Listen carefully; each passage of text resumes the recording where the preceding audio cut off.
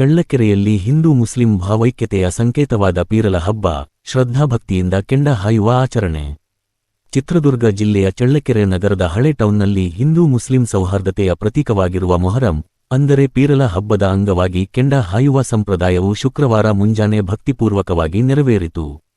ಕಳೆದ 7 ದಿನಗಳಿಂದ ಪಟ್ಟಣ ಹಾಗೂ ಸುತ್ತಮುತ್ತಲಿನ ಹಲವು ಗ್ರಾಮಗಳಲ್ಲಿ ನಡೆಯುತ್ತಿರುವ ಪೀರಲ ಹಬ್ಬದಲ್ಲಿ ಮುಸ್ಲಿಂ ಹಾಗೂ ಹಿಂದೂ ಸಮುದಾಯದವರು ಒಂದಾಗಿ ಭಾಗವಹಿಸಿ ಧಾರ್ಮಿಕ ಸಾಮರಸ್ಯಕ್ಕೆ ಮಾದರಿಯಾದರು. ಪೀರಲ ದೇವರ ಪೂಜಾ ವಿಧಿವಿಧಾನಗಳನ್ನು ಮುಸ್ಲಿಂ ಸಮುದಾಯದವರು ನೆರವೇರಿಸಿದರೆ, ಹಬ್ಬದ ಉಸ್ತುವಾರಿ ಹಾಗೂ ವಿವಿಧ ವ್ಯವಸ್ಥೆಗಳಲ್ಲಿ ಹಿಂದೂ ಸಮುದಾಯದವರು ಸಕ್ರಿಯವಾಗಿ ಕೈಜೋಡಿಸಿದರು.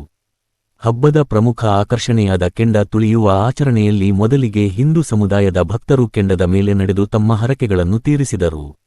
ಬಳಿಕ ಇತರ ಭಕ್ತರು ಕೆಂಡ ಹಾಯುವ ಮೂಲಕ ಭಕ್ತಿ ಸಮರ್ಪಿಸಿದರು. ಮೊಹರಂ ಹಬ್ಬದ ಅಂಗವಾಗಿ ಹಳ್ಳಿಗಳಲ್ಲಿ ಆಲಿಗುಂಡಿ ಸಿದ್ಧಪಡಿಸಿ, ಊರಿನ ರೈತರು ದೊಡ್ಡ ದೊಡ್ಡ ಮರಗಳನ್ನು ತಂದು ಗುರುವಾರ ರಾತ್ರಿ ಪೂರ್ತಿ ಬೆಂಕಿ ಹಚ್ಚಿದರು. ಬೆಂಕಿ ಕೆಂಡವಾಗಿ ಮಾರ್ಪಟ್ಟ ಬಳಿಕ ಕೆಂಡ ತುಳಿಯುವ ಆಚರಣೆ ನೆರವೇರಿತು.